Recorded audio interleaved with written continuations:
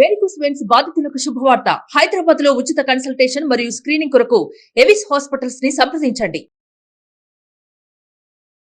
నమస్తే వ్యాస్. డైట్ పాటించడం చూసాం. డైట్‌తో పాటు ఎక్సర్సైజ్ చేస్తున్న వాళ్ళని చూసాం. అండ్ పోస్ట్ కోవిడ్ తర్వాత చాలామంది డైట్ చేంజ్ చేశారు. దానికి తగ్గట్టు ఎక్సర్సైజ్ కూడా స్టార్ట్ చేశారు. వెయిట్ కూడా లాస్ అవుతున్నారు.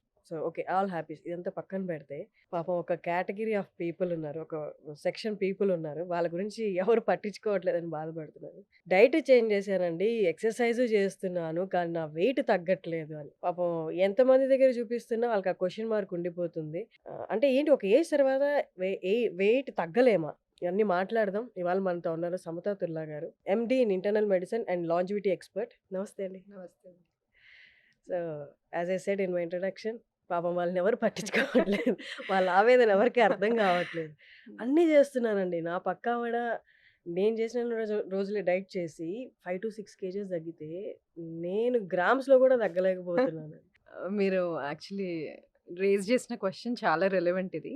అంటే అందరూ similar kind of nutritional plan ఏమన్నా ఫాలో అయ్యి, same amount of exercise follow అయినప్పుడు ఒక గ్రూప్‌లో అందరం ఒకటేలాగా వెయిట్ లాస్ అవుతామా అనేది చూస్తే అందరికీ అది డిఫరెంట్. ఒకరికి పనిచేసిన డైట్ ఇంకొకరికి పనిచేయదు. ఒకరికి పనిచేసిన ఎక్సర్సైజ్ డ్యూరేషన్ ఇంకొకరికి పనిచేయదు. డిఫరెంట్ టైప్స్ ఆఫ్ ఎక్సర్సైజ్‌కి డిఫరెంట్‌గా రెస్పాండ్ అవుతాం కదా!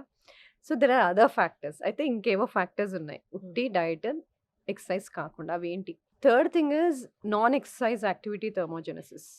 అంటే ఎక్సర్సైజ్ చెయ్యని టైంలో, అంటే మిగతా టైంలో మనం పడుకోకుండా ఉన్నప్పుడు ఆ టైంలో మనం ఏం చేస్తున్నాం? ఇప్పుడు ఫర్ ఎగ్జాంపుల్ మనకి ఇట్లా కూర్చొని చేసుకునే జాబ్స్ ఉన్నాయనుకోండి. మార్నింగ్ ఎక్సర్సైజ్ చేసిన తర్వాత రిమైనింగ్ టైం అంతా కూర్చొనే ఉంటాం కదా! There is no calorie output. Calorie burn తర్వాత ఏం లేదు ఇంకా మార్నింగ్ చేసిన వర్కౌట్ తర్వాత. That is one factor. Maybe పక్కావిడ రెస్ట్ ఆఫ్ ద టైమ్ అంతా యాక్టివ్‌గానే ఉన్నట్టున్నారు. సో, దాన్నే ఓకే. మనం రెలెవెంట్‌గా స్టెప్ కౌంట్ ద్వారా చెప్తాం. రిమైనింగ్ టైమ్ కూర్చొనున్నప్పుడు ఆబ్వియస్లీ మనం నడవం కాబట్టి ఆ టైంలో స్టెప్ కౌంట్ ఉండదు. కాబట్టి minimum amount of steps at least 8500 steps per day achieve చేయాలి అంటే దానికి ఇండైరెక్ట్‌గా ఏంటి? ఎక్సర్సైజ్ చేయని టైంలో యాక్టివ్‌గా ఉండాలి. ఎక్కువసేపు కూర్చొని ఉండకూడదు అనేది. లేదు నేను నాది డెస్క్ జాబ్. నాకు దీనికి ఒక సొల్యూషన్ చెప్పండి అంటాం. సో, అట్‌లీస్ట్ 1 అవర్‌లో ఫ్యూ స్టెప్స్ అయినా నడవాలి. 1 అవర్‌లో 250 స్టెప్స్ అయినా నడవాలి. Something like that. Active minutes అనేది పెట్టుకోవాలి. 60 మినిట్స్‌లో ఫ్యూ మినిట్స్ అయినా యాక్టివ్‌గా ఉండాలి. 2-3 అవర్స్ టుగెదర్ అలాగే కూర్చొని ఉంటాము అంటే so, that is one thing which is affecting. కానీ ఇప్పుడు దాకా చెప్పారు కదా! రోజులో ఒక 30 మినిట్స్ వాక్ చేస్తే సరిపోతది. బ్రిస్క్ వాక్ అయినా సరిపోతది. అంటే ఇవన్నీ మిత్తా? ఇవన్నీ వర్కౌట్ అవ్వవా? ఎక్సర్సైజ్ డిఫరెంట్ ఫార్మ్స్ కదా! ఇవాళ డైలీ సెడెంటరీగా అసలు ఎక్సర్సైజ్ చేయని వ్యక్తికి నువ్వు ఇవాళ సడన్‌గా 1 అవర్ ఆఫ్ ఎక్సర్సైజ్ చేసి, అది చేసి, ఇది చేసి అంటే బాడీ నెక్స్ట్ డే టైర్డ్ అయిపోయి పడుకుంటాడు. Next day he can't do it. బిగినర్స్‌కి to start somewhere what is the basic thing? Cycling గాని, స్విమ్మింగ్ గాని, యోగా గాని, వాకింగ్ గాని. Minimum 30 minutes per day at least 5 days a week. ఇది కూడా చేస్తున్నాం. అలవాటయిపోయింది. రికవరీ బావుంది. నెక్స్ట్ డే పెయిన్స్ లేవు. లేస్తున్నాను. What next? లేదు 35+ ఉన్నాము, 40+ ఉన్నాము. Add strength training also. ఎందుకంటే ఇది చాలా సార్లు చెప్పాను కూడా. మనం 40 ఇయర్స్ తర్వాత every year we lose at least 1% of muscle mass. ఆ మసిల్ తగ్గుతూ ఉన్నప్పుడు ఏజ్ రిలేటెడ్ మసిల్ లాస్ వచ్చినప్పుడు ఆల్ ఏజ్ రిలేటెడ్ డిసీజెస్ వచ్చేస్తాయి.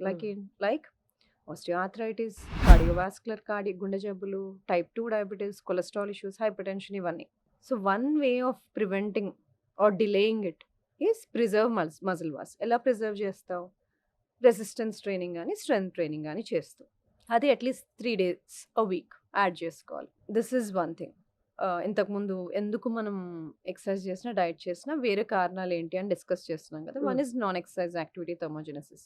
అది కాకుండా స్లీప్‌ని అడ్రెస్ చేస్తున్నామా లేదా? మార్నింగ్ అంతా ఎక్సర్సైజ్ చేస్తున్నావు, న్యూట్రిషన్ కరెక్ట్ ఫాలో చేస్తున్నావు. రాత్రి పడుకుంటేనే కదా బాడీ రిపేర్ అయ్యేది. ఆ టైంలోనే కదా రిపేర్ జరుగుతది. మనకు స్లీప్‌లో 4 సైకిల్స్ ఉంటాయి. Light sleep, deep sleep, REM sleep, NREM sleep అని. ఫస్ట్ మనం ఆర్‌ఈఎం స్లీప్‌లోకెళ్తాం. అది చాలా కొంచెం లైట్‌గా ఉంటది ఆ స్లీప్. అదొక 2-3 అవర్స్ అయిన తర్వాత మనం NREM sleep, non rapid eye movement స్లీప్‌లోకెళ్తాం. That is the deep sleep. Okay. ఆ టైంలో all human growth hormone release అవ్వడము, రిపేర్ జరగడము, మార్నింగ్ చేసిన మసిల్‌లో ప్రోటీన్ సింథసైజ్ అవ్వడము, రెస్టోర్ అవ్వడము ఆ టైంలో జరుగుతది. అంటే డీప్ స్లీప్ ఈజ్ ఇంపార్టెంట్. అయితే అందరము అవి going through the deep sleep లేదు. ఇప్పుడు చాలా మందికి నేను స్లీప్ అసెస్ చేయడానికి డిఫరెంట్ టెస్ట్ చేస్తాము, లేదా వేరియబుల్స్ యూస్ చేస్తాం. ఐ సీన్ దెమ్ కదా, అట్లీస్ట్ మన ఫుల్ పడుకునే లెంత్ ఆఫ్ పీరియడ్లో 50% ఆఫ్ ద టైం మనం డీప్ స్లీప్లో స్పెండ్ చేయాలి, అంటే ఎన్ఆర్ఈఎంలో స్పెండ్ చేయాలి.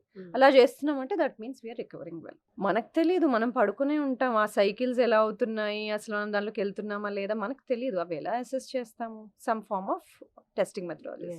So that thing, sleep should be corrected. కొంతమంది ఈ డౌట్స్ కూడా అడుగుతారు, what is the minimum sleep ఎంత పడుకోవాలి? So it can be from 6 to 8 hours.